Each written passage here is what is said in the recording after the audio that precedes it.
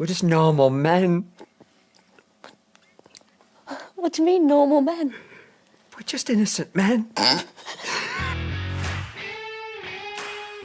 Welcome to the RedAssPodcast, your home for Aggie sports, barbecue, music, and much more. And now your hosts, Rob White and Roy May. Hey guys, welcome back to the RedAssPodcast. Today is Tuesday, February 10th. I am Rob White, fighting Texas Aggie class of 2014. And I am Roy May, fighting Texas Aggie class 2015. I can't believe it's already February 10th. I'm just throwing that out there. Yeah, early parts of the year, I always feel like it flies by. This January's been, it has flown, but it's also been slow. It's been a weird combo for me. We haven't exactly been on the road a lot this month. We only played the one show in January. We had one show this past weekend. I couldn't make it because we had our wedding shower over in Beaumont, which was a blast. It was so much fun. But yeah, we're finally getting back on the road coming up here 20th, 21st of February. But at that point, things are going to start feeling a little bit more speedy because we're going to actually be moving. But at least for the short term. It's like the old saying, the days drag but the weeks fly by. Yeah. Yeah. Nothing wrong with that at all. But yeah, life's been pretty good over here. Alex is getting moved in here next couple weeks. So it's just You're turning into an adult. Look at you. craziness. I've already had to clean up this office. My guest bedroom's been completely cleared out. Half my closet's been cleaned out. So we are just. You have prepped correctly. Yes, we are prepping correctly. We're not doing it while she's getting here. Let's actually make the room before she gets here. Yeah. Probably a good thing you got the closet cleared out. Yeah, she appreciates that. We all do. Life's good and great. But yeah, we set up and watched. This past weekend was pretty light. But did get a chance to lock in and check out the Super Bowl and all the entertainment that was going on there. Football is officially over for the year now. What a lame game. What was it 9-0 at the half? And it was 12-0 after three quarters. Like that was just like it was just kind of bad football, honestly. It wasn't very exciting. 15 punts in the game. A lot of punts. And Drake May, my dude, like you're not going to win a lot of Super Bowls throwing for 79 yards and 2 picks. Well, and the reality was kind of coming into this, watching how the playoffs kind of moved. For whatever reason, it just felt like the Patriots' path wasn't all that crazy to deal with. And I think that got exposed against the Seahawks in the Super Bowl. Yeah. I go back to that Patriots-Texans game, and if C.J. Stroud had a pulse, the Texans would have been in the Super Bowl. I mean, it's because their defense was just out of control. But yeah, lame game, lame football. That's fine, though. I didn't really pay a ton of attention to it. I mean, by the time we got to 9-0, I was like, really? This is what we're doing? So, defense, baby. Yeah, sure. Kind of a crap way to end the year with a crappy game. But yeah, so it's all over. And I know we got a question kind of that relates to Super Bowl. I guess we can get into it now, or we can do it at the end of the show. Well, yeah. John fired in our lone question for today, which was, what is our all-time favorite Super Bowl commercials? I think number one, it wasn't from my era. This was significantly older, but the classic with Coca-Cola and Mean Joe Green. Oh yeah, that's got to be on the list. That's one of my all-time favorites, no question. Trying to think. I mean, almost any of the Clydesdale commercials for Budweiser are great. Absolute cinema. This year's was like, in a world that's a little bit different these days, Budweiser got in a 67 Camaro and just slammed on the gas. Like it was just like flying a flag out the window. Like I was just as patriotic as a commercial I've probably seen. The Bud Light, I remember the "What's Up?" It was kind of obnoxious, but it literally sparked a cultural thing. Yes. Like everybody was doing that. And one of my favorites is definitely got to be Terry Tate, Office Linebacker. Yeah, that one was really good. The GoDaddy commercials back in the day were amazing. Old Spice with the gentleman on the horse. Oh yeah, when he first came out. Yeah, when the first came out. Right. Let's see. Eat a Snickers because you're not yourself when you're hungry. Betty White playing football. Oh, I forgot about that. Oh yeah, that's not what your girlfriend said. Betty Pro- White saying that. Probably one of the most classic. I think it was a Super Bowl commercial. I can't remember. Was when Michael Jordan and Larry Bird basically played horse for like a Big Mac, Right. and they were like off the scoreboard, off the chair. Mm-hmm. Yeah, nothing but net. Yeah, Mm-hmm. that's a classic. Yeah, I'll agree with you on that. I mean, that one will. I mean, it was like cultural. It was a cultural thing. Yeah, it will live rent free in my head for a very long time. That was a good The commercial. beer companies generally dominate. Yeah, Generally dominate the Super Bowl ads, like with creativity. yeah, So no question. yeah. And of course, if we're gonna go serious, I mean, God Made a Farmer Oh yeah. always hits. Yeah. That was a great commercial back in the day as Yeah. well. All So right. there's a few of ours. Yeah. There you go. Um. All right. Well, let's go ahead and dive into some Aggie sports, man. Yeah, We'll start with the one that hadn't started yet. So let's fair start with enough. Aggie baseball.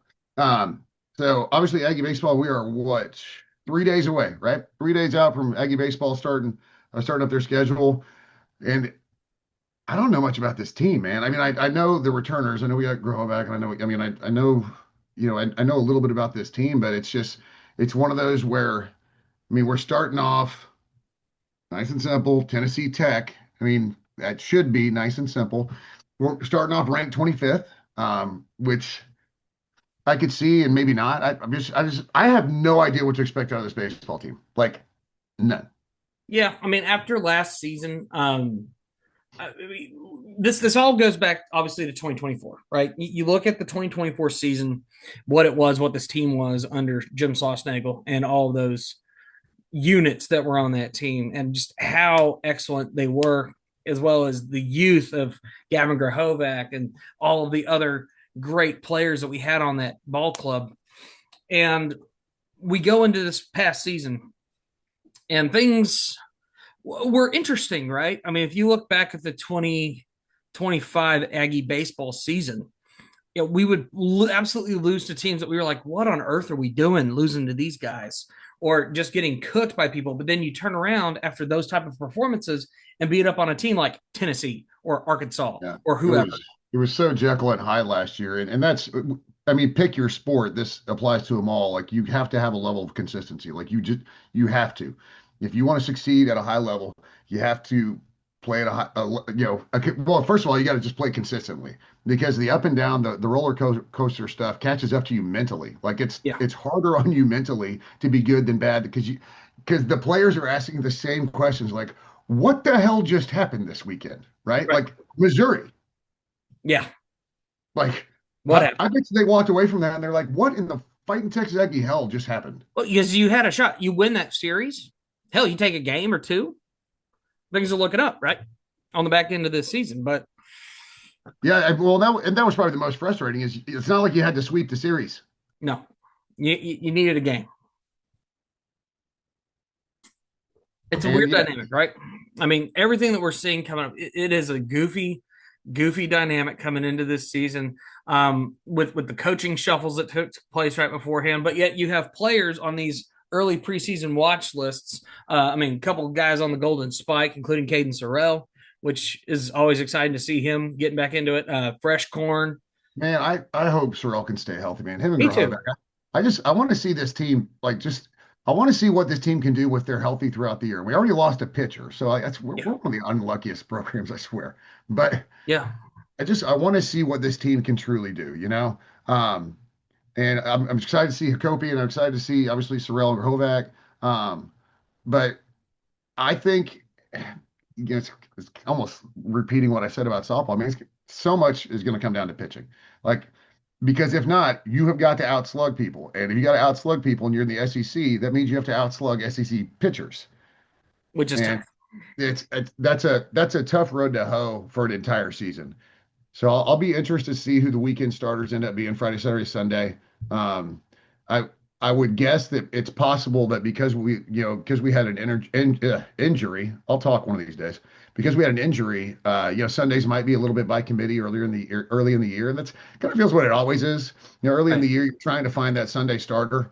Um, And so I'm looking forward to it. I'm glad we're just easing into it a little bit. Well, we have Penn the second weekend, something like that. So, and then in a few weeks we go to the baseball MG whatever thing it is. Uh, I think that's how you pronounce it. I think it's a bank.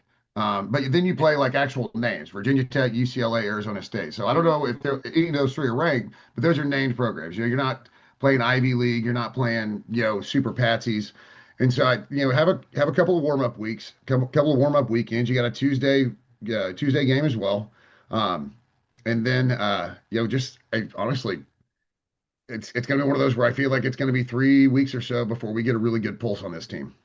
Yeah, unfortunately, right? I mean, we're going to go through Tennessee Tech, go through Penn, and then yeah, you get your first real shot up there at Globe Life Field. Oh, it's a Globe Life this year. Yeah, I think it was in Houston or Globe Life. yeah, Okay. yeah. So that one will be in Dallas, and then you're going to get the 3 run with Oakland. After that, Is it just me? SEC play. Is it just me, or we do not play like we play better in Houston than we do in Dallas? We did excellent in Dallas last time. Do I have that backwards? Well, Houston has been kind of a crapshoot. Like we've had years where we've swept down there, and we've had years where we've been swept. It's Houston is goofy. Which one was the year where we like the only win we had was Indiana, I think. Something like that. Yeah, we had one where like it just absolutely laid an egg at one of those. It's been a few years. Yeah, I don't remember. But the other thing though about the season, to look, it's Michael Early's second year, and from everything that I've heard, and take that with a grain of salt, but I do have some people with connections. Things are different in the locker room. He learned his lesson about being a coach. That's the difference between being the hitting coach and being the head coach. And it sounds like he has changed some things very specifically on how he runs the team and how he runs the program, which are changes that I'm sure that when the season was over, he sat back, tried to take an objective view and said, hey, I got to change some of this stuff, right? Like I'm identifying things that I did wrong, identifying things that I did right, just like any good coach will do, whether you have a good year or a bad year. Mm-hmm. And so I'll be interested to see Michael early in year two. I think all the coaches picked us to finish like 13th, which is crazy because you think about some of the talent we do have coming back and some of the talent we have, from the transfer portal. So I'm a wait and see guy with this team. I don't know. I just don't know. Well, I mean that's about the only place I can be right now because the expectations are not exactly stellar, right? If you have preseason pick 25, they're not really. It's like okay, you're kind of on the edge of being ranked. You're kind of on the edge of really being relevant for the national conversation. Yeah, I can deal with 25 though. Yeah, I think 25 is a good starting place. Certainly better than starting one. I just don't need to go down that rabbit hole at this point. No. It doesn't really matter. At the end of the day, we've done what we needed to do.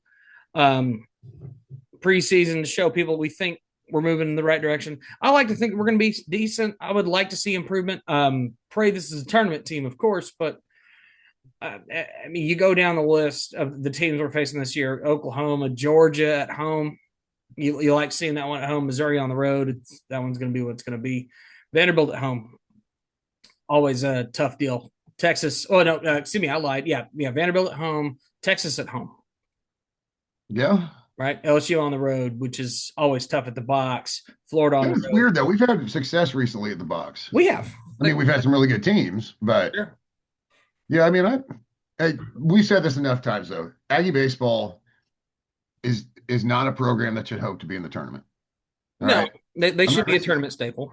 We're not a super regional or fire everybody, super regional or bust kind of program. But hosting regionals should happen more often than not. But this Texas A&M with its facilities and especially the new facilities, I don't know if you saw the renderings that came out. It looked nice. Looks yeah. I mean, it should be some of the best, if not the best in the nation. Our resources, what will soon be our facilities, Texas A&M should every single year be in the field.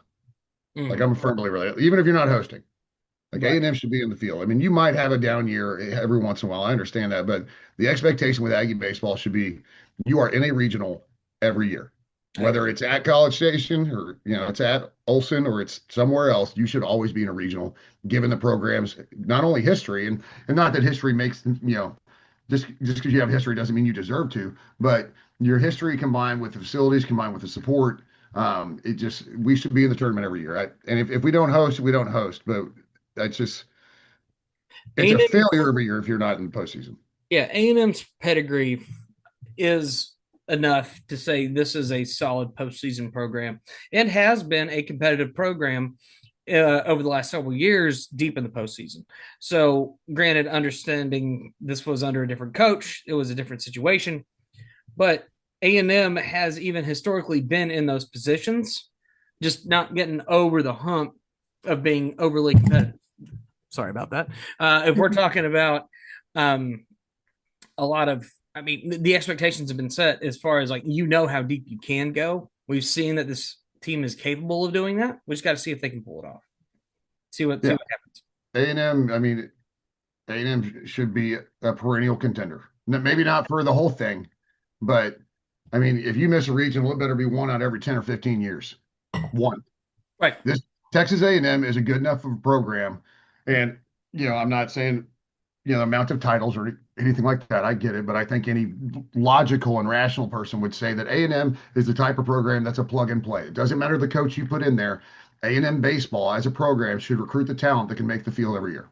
Yeah. And on top of that, you have phenomenal fan support. Always has Yeah. been, right? And it's its own little sub cult within the cult. And it's something that we appreciate. We really hope that the guys can develop, pull it out, and make it awesome. Yep. It's a great season. All starts on Friday, so we shall see. And again, like I said, it'd be 3 weeks before we know anything. I mean, unless something just goes completely off the rails. Right. But I don't expect that to happen. No. So all right, well, I guess we can stay on the diamond here. Let's talk about softball. Yeah, Softball's underway. I just saw right before I hopped on that they are up to number 8 in the polls. They only have one loss. It was the Aggie Classic this weekend. They took one loss. If you weren't paying attention, it was us, number 1 Texas Tech, and then just kind of some beaters, right? The programs you pay to come in and get pummeled. But you pummeled them. Like you pummeled the team you were supposed to pummel, and you were very, very competitive against Tech. and honestly, that Tech game, it could have gone either way.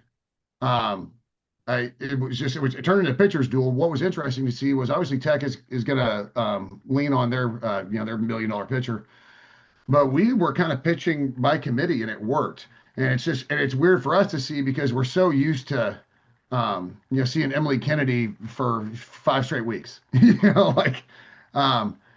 and so it'll be interesting to see how the pitching moves forward. But to get the pitchers in and run through the number 1 team's lineup.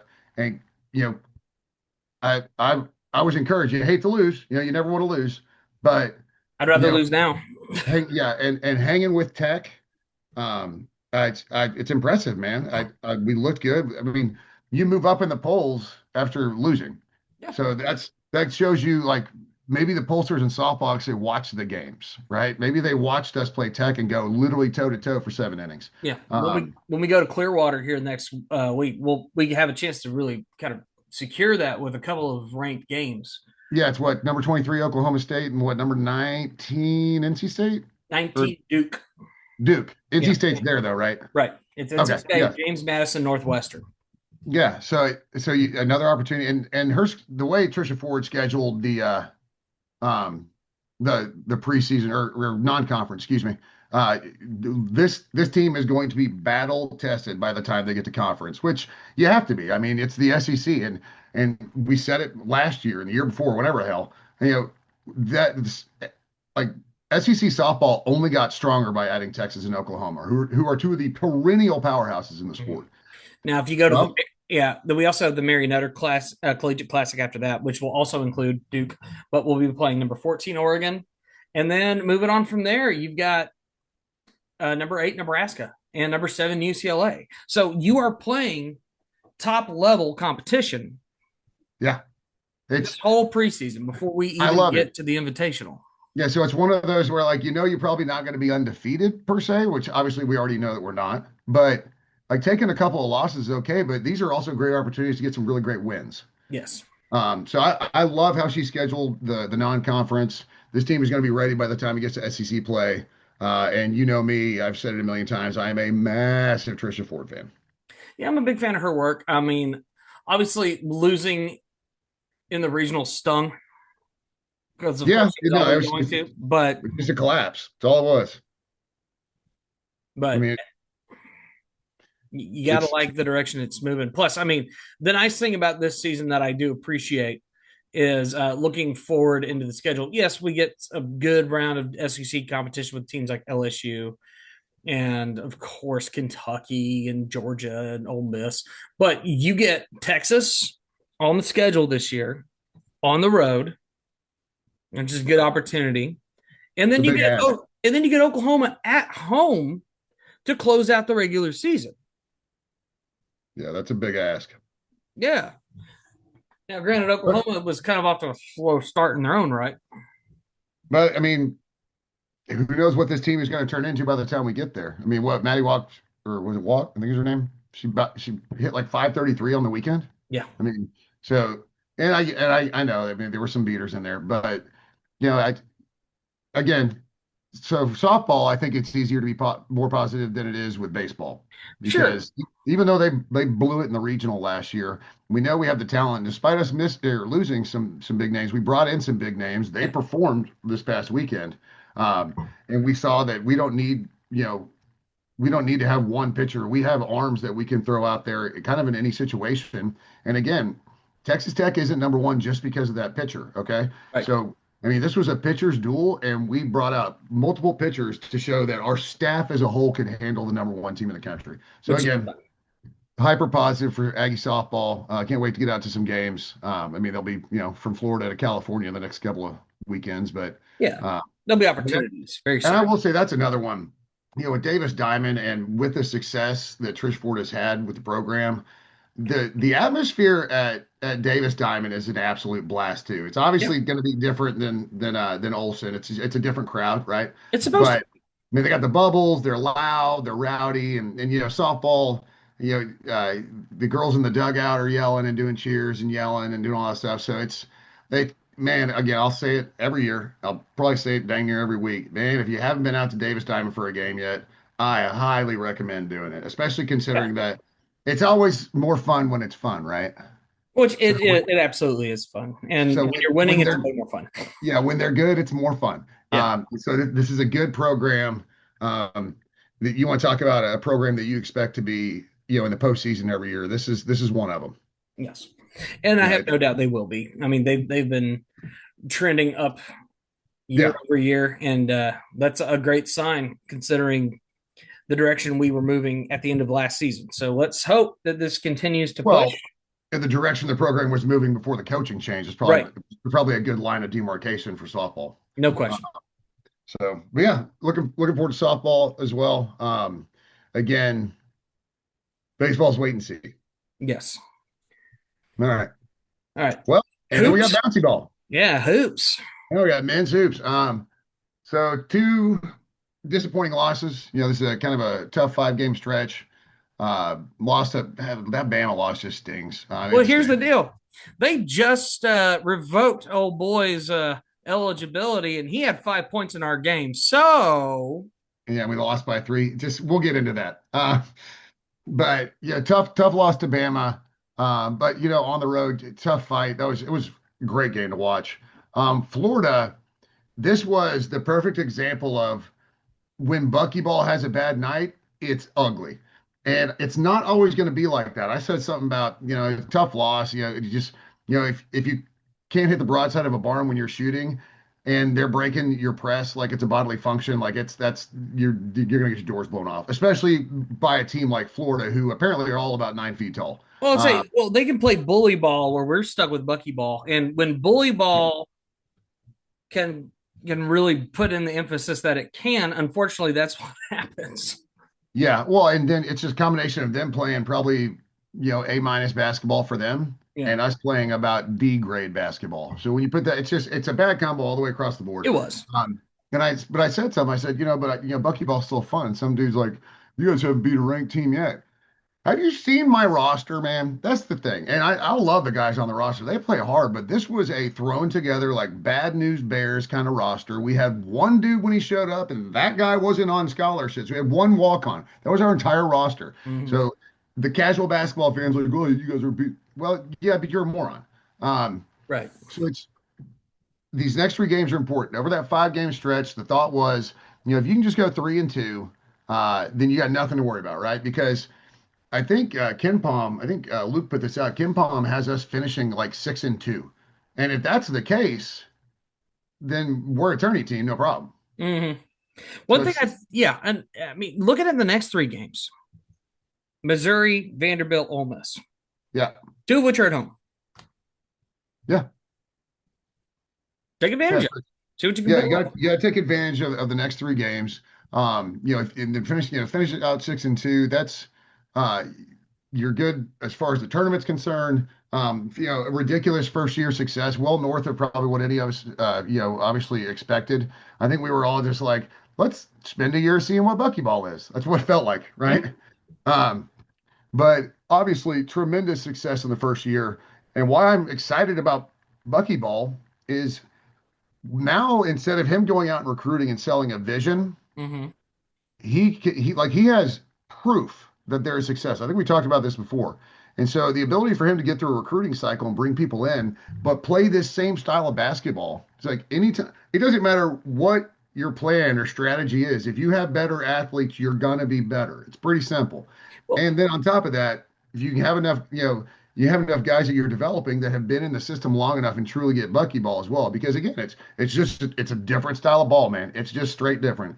And so having those guys who've been in the system and that's where we've been helped with, we had transfers that have played in buckyball, but it's just so it's this is development. Like we weren't supposed to be this good in year one, all right? Like that's the thing. This wasn't supposed to work. yeah. We were all just supposed to be excited. Yeah, So and I think that's the thing that's going to resonate with me about this team. Like this is the team that's going to be looked at as like the groundwork, laid the foundation for what yep. this is going to grow into, right? And once he actually does have the opportunity to get those recruits in, once he has an opportunity to, well, I mean, right now, what we're getting to see is a nice little marketing ploy. Basically, he's out here saying, "See, look at this. We're able to beat better teams than us, bigger teams than us, and imagine if you were in this system." Yeah.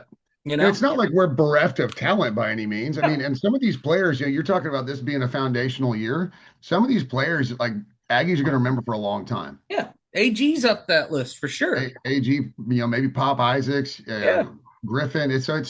They're fun to watch. They play just with complete reckless abandon in the sense that, you know, the expectations were probably so low from the outside, but on the inside, every single one of them, nobody starts the season and goes, "Hey guys, let's see if we can get 5 wins this year in conference." yeah, That's the goal. Like that's that doesn't strike Bucky doesn't strike me as that kind of coach where no, he's okay with a building year.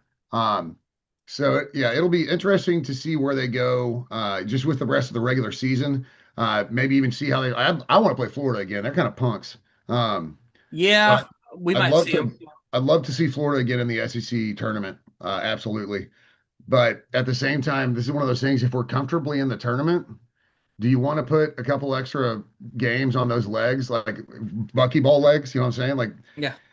if we go one and done in SEC, I'm probably okay with that. Oddly enough, just because, If dude, we've secured a spot in the tournament by that point, more or less, yeah. yeah, I agree. I mean, there's just so much wear and tear. I mean, it's such a tough style. I mean, it's just 40 minutes, man. Then it's. I mean, I Yeah, know they rotate, and I know they've got a lot of guys that have been able to put in meaningful minutes, which obviously helps. But still, it just by the end of the season, it's tough. But we're getting a little ahead of ourselves. They need to finish out strong. So yep. Let's see. I Let's would, see if you can't take these next 3 or 4 games before you have to take on Arkansas yeah, on the road. If you can blitz through these next 4, I got to be feeling pretty good because you get Texas immediately after that Arkansas game in College Station. That's going to be a ripper. yeah, You yeah. know, Might beat the attendance that came from the Florida game it with the might. 13 threes, like 12, I don't remember what it was, but Yeah, there could be huge number. a ton of people in there. And then, But after that, you get Kentucky at home, which is also great. best case LSU on the road. scenario. Yeah. Yeah. The back end of the season. So this 5 game stretch is tough, but then the back end after coming out of this 5 game stretch, after the next 3 games, like it sets up well for you at least, Yeah. right? Sets up, as well as it probably could have set up. Yeah. So No complaints on that one. so lots of still plenty of excitement, to be had with Buckyball and to see how things work between the SEC tournament and then obviously, the NCAA tournament, Yeah. March Madness.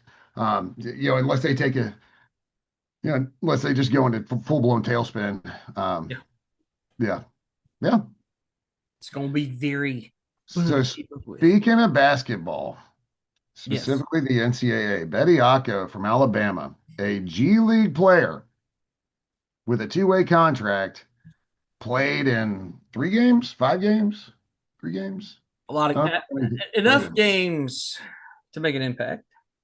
Yeah, he's a 7-footer. I mean, you're obviously you're a 7-footer who's been practicing with G League players who generally are better than everybody in college. And for some reason, the thought for him to play, somebody just said it was okay, so he plays for Alabama. And finally, an adult in the room stands up and says, "You know what? You know what? This is the most asinine thing I've ever heard. I already realize that college sports are pretty much out of control, and I get that, but I am going to put my foot down. I'm going to draw the line, and I'm going to tell you all why you're dumb." And I'm so glad finally somebody came out and did that, because it is completely ridiculous for him to be playing back in college. Absolutely ridiculous. Now, the question is, what do you do with those games? Do you vacate the losses? I mean, at this stage, I think you almost have to, right? Because, well, granted, they won't. They may not. I don't know. They probably won't. And that's the ruling you made, though. Then, in theory, they played an ineligible player. They did. That's real black letter law. That's super easy. Yeah. Now, the problem is are they going to punish, one of the darlings, Alabama? That's really what it comes down to. God, you would hope. I certainly hope. Because I saw somebody, I think it was on Tex Eggs, they're like, I got a super simple solution. Just go back to every game he played, take away his points, and then that's the new result of the game. But the reality is somebody followed that up with, yeah, but the other catch is the minutes he played helped spell somebody and get rest. So it's not just the points he scored, it's the minutes that he had. Right. And so that's where you have to go back to looking at vacating wins. It's you got to take them away. That's my opinion. I mean, I'm sure everybody's got an opinion, but I don't disagree. And it's not just the fact that we lost to them. I think had that happened to anybody else, I mean, it happened to Auburn even, right? These are, poor Auburn. I mean, we'll be more angry because it happened to us. Sure. But just step back, like take this A&M top off me. Like, let's just step back and talk about how stupid this entire situation was from start to finish. The finish was the only part that made any sense. I mean, technically the finish would be them vacating wins, but again, like you said, I just don't think they have the teeth to do it. I don't think they will, which sucks. And I don't know how you do that. I mean, do you award the win to the other team, or do you just remove their loss? So it goes back to percentage on standings. So because not everybody's going to play Bama kind of thing. So I don't know, man. It's such a mess, and it was like the perfect example of what everybody said was going to start happening when this first started. It was a whole can't put the toothpaste back in the tube kind of thing, right? Mm-hmm.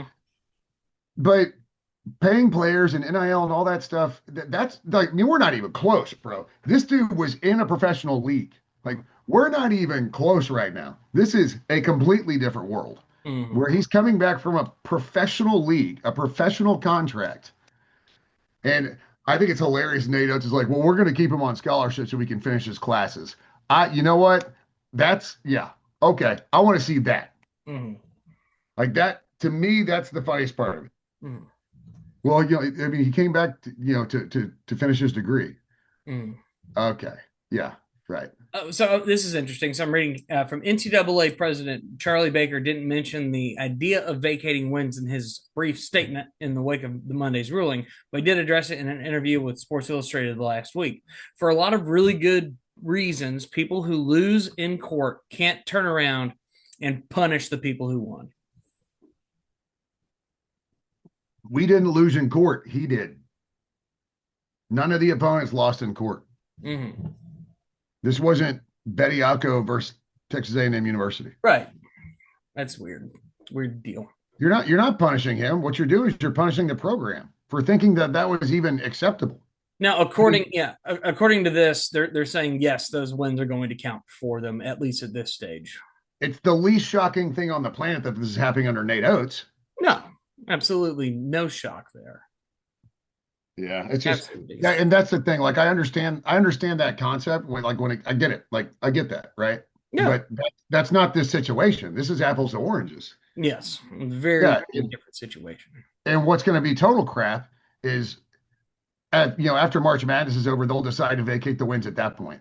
Mm-hmm. Like, and when it won't matter, So it's it's just frustrating. It's frustrating because this situation never came about. That's my problem with it. Yeah. That somebody at some point just said, you know, it'd be a really good idea. I mean, he's just in the G League.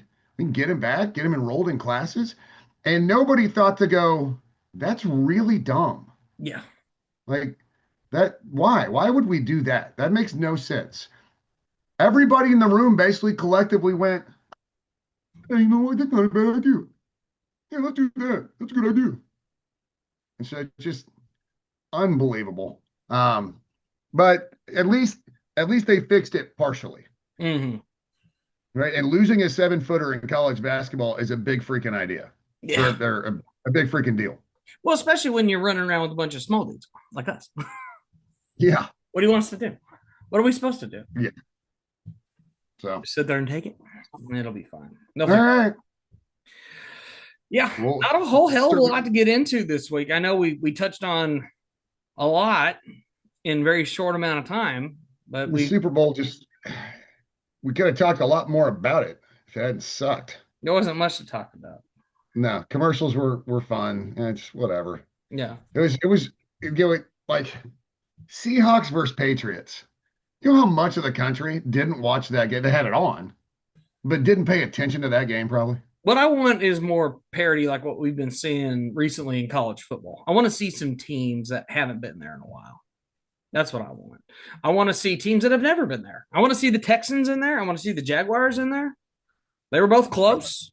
I could pass on the Jags. Give me the Jags, dude. Give me the Jags. Get them in there, man.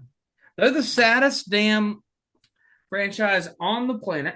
They've never made it past the AFC Championship game. They made it twice, but they haven't. The factory of sadness is still in Cleveland. Oh, always has been and always will be, and they've earned it. Yes, sucks to be them. They have earned it. I would say I am just thrilled that the Patriots lost strictly for selfish reasons, because that means they are still sitting at 6 Super Bowls, so they have not eclipsed the Super Bowl height of the Steelers. So I know, got to hold on to that 6 for as long as humanly possible. But you turn around and then hire Mike McCaffrey, and I am about to lose it. Because what a stupid hire. No, McCarthy. I hated that. Yeah. Oh, yeah. I'm glad you got him. We did not care for him in Dallas. And I didn't care for him being hired. And the moment that they announced it, I was like, yeah, that's the Steelers' actual route for success. Their route for success has always been, let's hire a mid-30s aged defensive coordinator from somewhere. And guess what happens? That ends up being a guy that lasts a long time. That's been the Steelers' formula. They only won the Super Bowl forever, and they win Super Bowls. Not this time. At this time. It's not going to happen. It's not. It's not going to happen under him. It won't. No, not a chance. No chance. And I say that now. No, it's just no. Sorry. If it were any other coach, I might be like, you know what, maybe, because that's kind of what Pittsburgh does. But no, not Mike McCarthy, dog. I've seen that up close and personal. I'm good. Watch him turn around and do it, though. I might lose my mind. I got one quick question to close it out for you. What is your favorite Winter Olympic sport? So, hockey, obviously number one for me. I think I love, just because hockey is a sport already, so much of a blast, and I get to do it from the perspective of we're beating up on Canadians. Yes, love that. But yeah. If it's not that, if we're going like more individual sports, or I mean, not even truly individual, I love bobsled. Bobsled is so fun. Yeah, I like bobsled. Bobsled's So the best. I am much like a lot of people. I am a massive curling fan. And Like curling's amazing. Yeah, I love curling. I love the ski jump, like sure. the big hill ski jump. Those dudes are Right. insane. I mean, Well, oddly enough, there's and the one more I downhill. like that I don't know that anybody likes, but I watch it. I love the biathlon. Oh, yeah, I no, the don't know why. biathlon's great. I don't know why. It's just cross country skiing and shooting. Well, see, and I don't the reason why I love that competition is because it does have historical context, especially in war, because the Finnish were really big on that. know. Yeah. Yeah, that I That's mean why they that's still win all the medals. yeah. So normally they're up the list on that. I was shocked. It was like I can't remember. I think it was a French lady that won it this time around. I don't know. I had to go back and watch, but Olympics are Yeah. always a blast. Oh yeah, I'm an Olympics junkie. I like summer better than winter, but every time Sure. winter comes around, I'm like, I get to watch curling, so let's go. Yeah, you get curling and you get hockey and you do Well, get the I bobsled. always think it's so funny about hockey is that, on the men's side, forever it was dominated by the Eastern Bloc, right? That's where Right. all the hockey players for the NHL came from, was Russia, Czechoslovakia, all those places. Um, on the women's side, like America and Canada are the powerhouses, But like that literally goes other side of the planet. well, and see that goes back to just the fact. I mean, this isn't a political podcast, but women opportunities in the United States and Canada are Yeah. significantly improved compared to places over there. Oh, that's it. Oh, that's exactly why it's that way. Yeah. We allowed women in sports a lot way earlier than any of those countries did. It's just fun to watch them beat up. I mean, last I saw, they were beating the crap out of Canada today. Oh, did they? Oh, I Yeah, gotta go find out. I gotta go find yeah, it out. was like 3-0 in the second period, something like that. So yeah, the USA women's hockey team were just beating the snot out of them. Mm-hmm. So I gotta go find that. Oh, it's gonna irritate me. I can't find it. It's not wanting to pop up for me. well, I know they were up 3-0 at one point. They So won 5-0. see, that's what's crazy too, is because generally it's like it's almost a coin flip between Canada and USA every year. And so for the US to go out there and just absolutely, like, they pelted them like they pelted the other teams they're supposed to. Yes. They beat the Swiss and they beat, I think it was Finland. Yeah, yeah. So that's bonkers. Yeah, it is. Like that's a big number to be playing against Canada, or to put up against Canada. Yep. So, We are currently, for those paying attention, we are currently sitting in fourth in total medals at really, 7. that's surprising. We're behind Japan, Italy, and Norway, leading the way at 12. Well, there's a whole lot of skiing events that are Right. popping up that we'll fall behind on. All right. Yeah, we got a couple of golds, 3 silvers, 2 bronze. Oh, you know what? And one more sport I absolutely love: speed skating. Speed skating's fun too. I love speed skating, and I love the fact that it's basically like the national sport for the Dutch. Yeah. Well, I mean, I was watching the video of them doing it the other day. I mean, that whole arena was orange. Yeah, yeah. And their guy wasn't even like one of the top competitors. It's just that's what they dig. That's their jam. They dominate species. Like, legit, I think it's their national sport. But there's only two types of people in this world I hate: those who are intolerant of other people's cultures, and the Dutch. Always the Dutch. All right. Thank you guys so much for checking out our podcast today. This is the RedAss Podcast. Be sure to follow us on our socials. That's going to be Rob the Slapper on X and Instagram, Roy May 15 on X, Junior on Instagram. Be sure to follow the RedAss Podcast as well. Give us a like, comment, subscribe on YouTube if that's where you catch us. If not, add it onto your regular episodes that are coming up on your Spotify, iTunes, Apple Podcasts, wherever you're listening. We do appreciate you guys jamming out with us. It was, it's a kind of a slow time of, it's slow, but it's not, because we have all the sports going on. But they're in outside of basketball, they're in their infancy. So we'll, next week after we have some baseball, we've actually been able to see the team. This will be a little bit more in depth. Like once I've seen a lineup. Yeah. Once we're cooking a little bit with, seeing how this team looks and how the rest of our sports are cruising along. Gonna feel softball with some ranked matches. Yeah. We'll start heating back up. No question about it, guys. As far as shows coming up, if you are in the Corpus Christi area, we're playing a new venue down there called Fifth and Elm. It's really cool. Outdoor stage down by the beach. The weather's been very nice down there by the coast at Corpus. So if you're in the area, come check us out. And then we're also at Cheatham Street in San Marcos. After that, we're heading to Colorado and Wyoming at the end of the month. So we will be highlighting all of that excitement as we get a little bit closer to it. Nice. Back on the road. Back on the road. Glad to be back on the road. It has been too long. But I am Rob White. This is Roy May. We're the RedAss Podcast. Take care. We will see you guys next time around. Beat the hell out of Missouri. Beat the hell out of everything else going on. There's just so much to beat the hell out of. Everybody.